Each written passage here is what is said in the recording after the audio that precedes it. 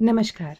आप सुन रहे हैं रेडियो आरबीएल इंडिया 90.4 एफएम, आपका अपना सामुदायिक रेडियो, जो समाज की आवाज को समाज तक पहुंचाने का एक सशक्त माध्यम है।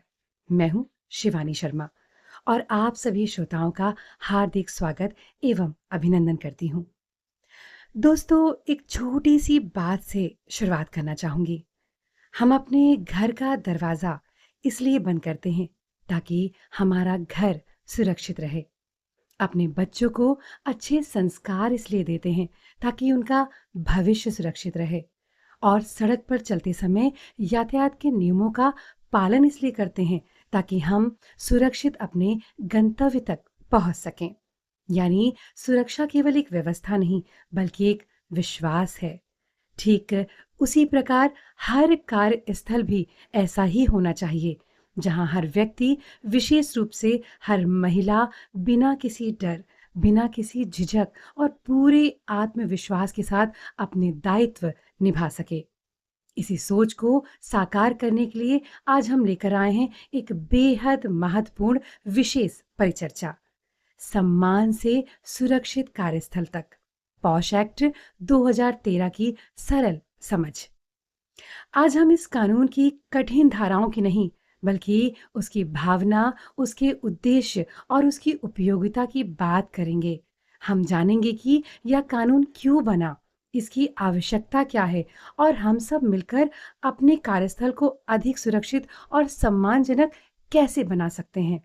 इस महत्वपूर्ण चर्चा के लिए हमारे बीच 3 विशिष्ट अतिथि उपस्थित हैं। सबसे पहले मैं स्वागत करती हूँ अर्चना सिंह जी का, पॉस ट्रेनर एवं सदस्य समिति। आपका हार्दिक स्वागत एवं अभिनंदन है। धन्यवाद शिवानी जी। हमारे साथ हैं डॉक्टर रूमा परवीन जी, मनोवैज्ञानिक एवं पॉस समिति सदस्य। डॉक्टर साहिबा, आपका बहुत बहुत स्वागत है। धन्यवाद शिवानी जी। हम स्वागत करते हैं नेहा सिंह जी का, जो कि हमारे पॉस ट्रेनर एवं समिति सदस्य हैं। नेहा जी, आपका बहुत बहुत हार्दिक अभिनंदन है। बहुत बहुत धन्यवाद शिवानी जी। आप तीनों का रेडियो आरबीएल इंडिया 90.4 एफएम परिवार में तहे दिल से स्वागत एवं अभिनंदन है। तो आइए बिना समय गवाए आज की चर्चा की शुरुआत करते हैं। सबसे पहले प्रश्न मैं अर्चना सिंह जी आपसे पूछना चाहूंगी। अर्चना जी, सबसे पहले आपका स्वागत है। हमारे बहुत से श्रोता ऐसे होंगे जिन्होंने पॉश एक्ट का नाम तो सुना होगा, लेकिन वास्तव में यह क्या है, इसकी जानकारी शायद उन्हें नहीं है। यदि आप इसे बिल्कुल सरल भाषा में समझाना हो तो आप क्या कहेंगी? बहुत बहुत धन्यवाद शिवानी जी। सबसे पहले मैं रेडियो आरबीएल इंडिया 90.4 एफएम और पूरी टीम का शाहृदय धन्यवाद करती हूँ कि उन्होंने इतने महत्वपूर्ण विषय पर चर्चा के लिए हमें आमंत्रित किया है। यदि बिल्कुल आसान भाषा में मैं कहूँ तो पॉश एक्ट एक ऐसा कानून है जिसका उद्देश्य कार्यस्थल पर महिलाओं को सम्मानजनक, सुरक्षित और भयमुक्त वातावरण उपलब्ध कराना है। इसका अर्थ केवल शिकायत करना नहीं, बल्कि ऐसी स्थिति ही न बने, इसके लिए जागरूकता फैलाना, सही व्यवहार को बढ़ावा देना और प्रत्येक संस्था में सम्मान की संस्कृति विकसित करना ही इसका उद्देश्य है। यदि मैं एक उदाहरण दूं, जैसे किसी विद्यालय में बच्चे की सुरक्षा के लिए नियम बनाए जाते हैं, अस्पतालों में मरीजों की सुरक्षा के लिए व्यवस्था होती है, उसी प्रकार हर कार्यस्थल पर महिलाओं की गरिमा और सुरक्षा को सुनिश्चित करने के लिए यह स्पष्ट व्यवस्था होना अति आवश्यक है। यही व्यवस्था हमारी पॉश एक्ट हमें मदद करती है इस व्यवस्था को आगे बढ़ाने। बहुत बहुत धन्यवाद अर्चना जी। वास्तव में आपने बहुत सरल भाषा में पॉश एक्ट की मूल भावना को समझाया। मुझे पूरा विश्वास है कि हमारे श्रोताओं को यह बात आसानी से समझ में आई होगी कि यह केवल कानून नहीं, बल्कि सम्मान और सुरक्षित वातावरण की सोच है। अब मैं चर्चा को आगे बढ़ाते हुए हमारी अगली अतिथि डॉक्टर रूमा परवीन जी की ओर चलती हूँ। डॉक्टर साहिबा, सबसे पहले एक बार फिर से आपका हार्दिक अभिनंदन है।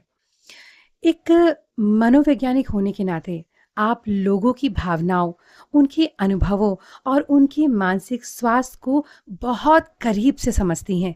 सबसे पहले मैं आपसे यही जानना चाहूंगी कि क्या किसी असुरक्षित कार्यस्थल का प्रभाव केवल काम पर पड़ता है या व्यक्ति के मानसिक स्वास्थ्य और पूरे परिवार पर भी इसका असर दिखाई देता है? बहुत बहुत धन्यवाद शिवानी जी। एक बार फिर मैं रेडियो आरबीएल इंडिया 90.4 एफएम और पूरी टीम का धन्यवाद करती हूँ कि उन्होंने इतने महत्वपूर्ण विषय पर चर्चा के लिए हमें आमंत्रित किया है। आपने बहुत इंपॉर्टेंट प्रश्न पूछा है। देखिए, जब कोई व्यक्ति रोज डर, तनाव या अनकंफर्टेबल के साथ काम करता है, तो उसका असर केवल उनके काम तक सीमित नहीं रहता है। धीरे धीरे उसका आत्मविश्वास कम होने लगता है, वो खुलकर अपनी बात नहीं रख पाता, काम में मन नहीं लगता, तनाव बढ़ता है और कई बार यही तनाव घर तक पहुंच जाता है। इसका प्रभाव उसके परिवार, बच्चों और रिश्तों पर भी दिखाई देने लगता है। इसलिए सुरक्षित कार्यस्थल केवल नौकरी के लिए नहीं, बल्कि अच्छे मानसिक स्वास्थ्य के लिए भी बहुत आवश्यक है। बहुत सुंदर बात आपने कही डॉक्टर साहिबा। यानी यदि कार्यस्थल सुरक्षित होगा तो व्यक्ति केवल अच्छा कर्मचारी ही नहीं बनेगा, बल्कि एक खुशहाल इंसान भी रहेगा। डॉक्टर साहिबा, अब मैं एक और महत्वपूर्ण विषय पर आना चाहूंगी। हम अक्सर भंवरी देवी जी का नाम सुनते हैं। हमारे बहुत से श्रोता शायद यह नहीं जानते होंगे कि उनका पॉश एक्ट से क्या संबंध है। क्या आप इसे बिल्कुल सरल भाषा में समझाएंगी? जी बिल्कुल। सबसे पहले मैं यही कहना चाहूंगी कि भंवरी देवी जी का नाम भारत में महिलाओं के सम्मान और अधिकारों के संघर्ष एक महत्वपूर्ण अध्याय के रूप में जाना जाता है। जी। उनके साथ हुई एक गंभीर घटना ने पूरे देश को यह सोचने पर मजबूर किया कि यदि किसी महिला के साथ कार्यस्थल पर गलत व्यवहार हो तो उसकी सुरक्षा के लिए स्पष्ट व्यवस्था होनी चाहिए। इसके बाद वर्ष 1997 में उच्चतम न्यायालय ने विशाखा गाइडलाइन जारी किए। जी। इन गाइडलाइंस ने संस्थानों को यह जिम्मेदारी दी कि वे महिलाओं के लिए सुरक्षित कार्यस्थल सुनिश्चित करें।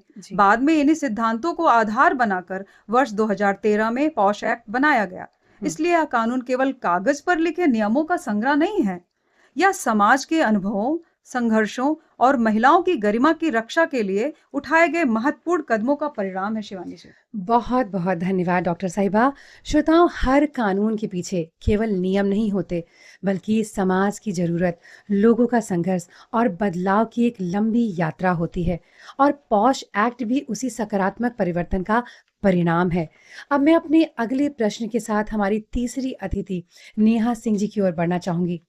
नेहा जी, यदि कोई श्रोता या सोच रहा हो कि हमारे छोटे विद्यालय में तो इसकी ज़रूरत नहीं, हमारे कार्यालय में तो ऐसा कभी हुआ ही नहीं, या हमारे यहाँ तो सब परिवार जैसा माहौल है, तो क्या ऐसी जगह पर भी पॉश एक्ट उतना ही आवश्यक है?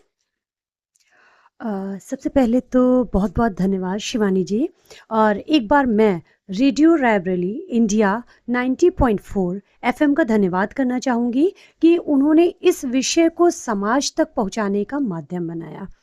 शिवानी जी कहते हैं ना कि जहाँ भी कोई महिला काम करती है वहाँ सम्मान और सुरक्षा उतनी ही ज़रूरी होती है, चाहे वो संस्था बड़ी हो और या छोटी हो। जैसे कि मैं एक बहुत छोटा सा उदाहरण देना चाहूँगी आपको कि मान लीजिए एक विद्यालय में केवल 10 शिक्षक हैं। यदि वहाँ सभी एक दूसरे का सम्मान करते हैं, मर्यादित भाषा बोलते हैं, तो संस्था ने एक स्पष्ट नियम बनाए हैं, तो सभी निश्चिंत होकर काम करेंगे। लेकिन यदि कोई व्यक्ति बार बार किसी महिला पर अनुचित टिप्पणी करे, उसका मजाक उड़ाए या उसे असहज महसूस कराए, तो संस्था छोटी हो या बड़ी, वातावरण कहीं ना कहीं बहुत प्रभावित होगा। और इसीलिए पॉश एक्ट का उद्देश्य संस्था का आकार देखना नहीं, बल्कि सम्मानजनक कार्य संस्कृति को बढ़ावा देना है। यानी ये बहुत ही सुंदर उदाहरण आपने हमारे सभी श्रोताओं के समक्ष प्रस्तुत किया है। सुरक्षा का संबंध संस्था के आकार से नहीं, बल्कि हमारी सोच और व्यवहार से है। नेहा जी, एक और प्रश्न। अक्सर लोग कहते हैं अरे हमने तो मजाक किया था। क्या मजाक के नाम पर कही गई कोई बात भी किसी व्यक्ति को असहज कर सकती है? हाँ जी, बिल्कुल बिल्कुल शिवानी जी, ऐसा है। हर व्यक्ति की भावनाएं ना अलग अलग होती हैं। जी। जो बात हमें सामान्य लगे वही किसी दूसरे व्यक्ति को अपमानजनक या असहज महसूस करा सकती है। जी इसीलिए हमें हमेशा यह ध्यान रखना चाहिए कि कार्यस्थल पर हमारी भाषा, व्यवहार और मजाक भी सम्मानजनक हो। और जी। हमेशा याद रखिए कि अच्छा व्यवहार कभी अतिरिक्त गुण से नहीं होता, बल्कि एक अच्छे कर्मचारी की पहचान होता है। बहुत सुंदर बात। श्रोताओ, एक छोटी सी बात हम सभी अपने जीवन में अपनाएं। बोलने से पहले एक बार ज़रूर सोच लें कि जो शब्द हम कहने जा रहे हैं, क्या वही बात यदि कोई हमसे कहे तो हमें कैसा लगेगा। यदि उत्तर नहीं है तो शायद वह बात किसी और से भी कभी नहीं कहनी चाहिए। यही संवेदनशीलता एक अच्छे समाज की पहचान है। अब मैं फिर से डॉक्टर रूमा परवीन जी की ओर चलती हूँ। डॉक्टर साहिबा, यदि किसी महिला या कोई महिला डर, संकोच या बदनामी के भय से अपनी बात नहीं कह पाती, तो आप एक मनोवैज्ञानिक के रूप में उसे क्या सलाह देंगी? शिवानी जी, मैं सबसे पहले यही कहना चाहूंगी कि चुप रहना कभी समाधान नहीं होता है। इसलिए हमें अपनी बात को सप्रेस नहीं, एक्सप्रेस करना चाहिए। जी। यदि किसी के साथ अनवेलकम जो बिहेव हुआ है, हाँ। तो उसे स्वयं को गिल्ट नहीं फील होना चाहिए। अपने परिवार या किसी भरोसेमंद उसका जो फ्रेंड है या वरिष्ठ अधिकारी है या संस्था का आंतरिक शिकायत समिति से उसको बात करनी चाहिए। और याद रखिए, मदद मांगना कमजोरी नहीं है, बल्कि अपने सम्मान की रक्षा के लिए उठाया गया एक साहसिक कदम है। और यदि हम किसी पीड़ित की बात सुन रहे हो तो सबसे पहले उसे विश्वास, संवेदनशीलता दें, निर्णय या आरोप नहीं। बहुत ही प्रेरणादायक बात आपने कही डॉक्टर साहिबा। कई बार किसी व्यक्ति को केवल यह विश्वास चाहिए होता है कि उसकी बात सुनी जाए, उसे न्याय मिलेगा। श्रोताओं, सम्मान और सुरक्षा की शुरुआत केवल कानून से नहीं, बल्कि हमारे व्यवहार से होती है। इसी चर्चा को आगे बढ़ाते हुए हम अपने अगले भाग में आगे बढ़ते हैं कि संस्थाओं की क्या जिम्मेदारियां हैं, प्रशिक्षण क्यों आवश्यक है और हम सब मिलकर सम्मानजनक कार्यस्थल कैसे बना सकते हैं। आप सुन रहे हैं रेडियो आरबीएल इंडिया 90.4 एफएम और आज की विशेष परिचर्चा सम्मान से सुरक्षित कार्यस्थल तक पॉश एक्ट 2013 की सरल समझ अपने अंतिम चरण में अब आ पहुंची है। अब मैं आप तीनों से एक एक संक्षिप्त संदेश अपने सभी श्रोताओं के लिए चाहूंगी। सबसे पहले अर्चना सिंह जी, यदि कोई संस्था, विद्यालय, महाविद्यालय, अस्पताल, कार्यालय या स्वयं सेवी संगठन अपने यहाँ पौष जागरूकता कार्यक्रम आयोजित करना चाहे तो आप उन्हें क्या संदेश देना चाहेंगी? धन्यवाद शिवानी जी। मैं सभी संस्थाओं से यही कहना चाहूंगी कि पौष को केवल एक कानूनी औपचारिकता न समझें।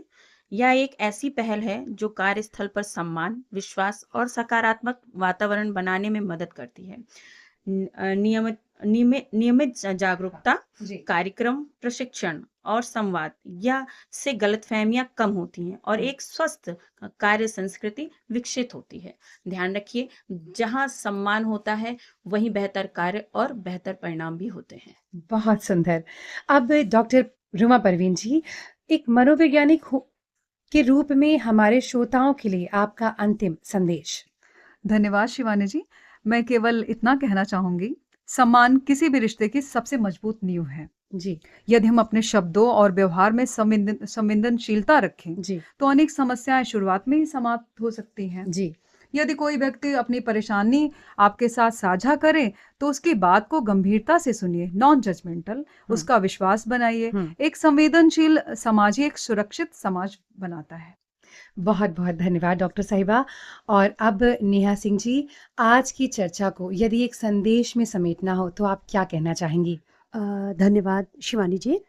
मैं इतना ही कहूंगी कि अपने अधिकारों को जानिए जी, अपनी जिम्मेदारियों को समझिए आप, और एक ऐसा कार्यस्थल बनाने में सहयोग कीजिए जहां हर व्यक्ति सम्मान और सुरक्षा के साथ काम कर सके। और याद रखिए कि जागरूकता ही सबसे बड़ी सुरक्षा है। बहुत बहुत धन्यवाद अर्चना सिंह जी, डॉक्टर रूमा परवीन जी और नेहा सिंह जी। आप तीनों ने बहुत ही सरल भाषा में एक महत्वपूर्ण विषय को हमारे श्रोताओं तक पहुंचाया। हमारी ओर से आपका हार्दिक आभार। प्रिय श्रोताओं, आज की चर्चा में हमने जाना कि पॉश एक्ट केवल एक कानून नहीं, बल्कि सम्मान, सुरक्षा, समानता और संवेदनशीलता का संदेश है। जब हम अपने कार्यस्थल पर एक दूसरे का सम्मान करते हैं, मर्यादित व्यवहार अपनाते हैं और सही जानकारी रखते हैं, तभी एक ऐसा वातावरण बनता है जहां हर व्यक्ति पूरे आत्मविश्वास के साथ कार्य कर सकता है। आइए हम सब मिल करके एक छोटा सा संकल्प लें। हम स्वयं भी सम्मानजनक व्यवहार करेंगे, अपने कार्यस्थल को सुरक्षित, सकारात्मक और विश्वास से भरा वातावरण बनाने में अपना योगदान देंगे। इसी उम्मीद और इसी सकारात्मक संदेश के साथ मैं शिवानी शर्मा आपसे विदा लेती हूँ। आप सुनते रहिए रेडियो आरबीएल इंडिया 90.4 एफएम, आपका अपना सामुदायिक रेडियो, समाज की आवाज। नमस्कार।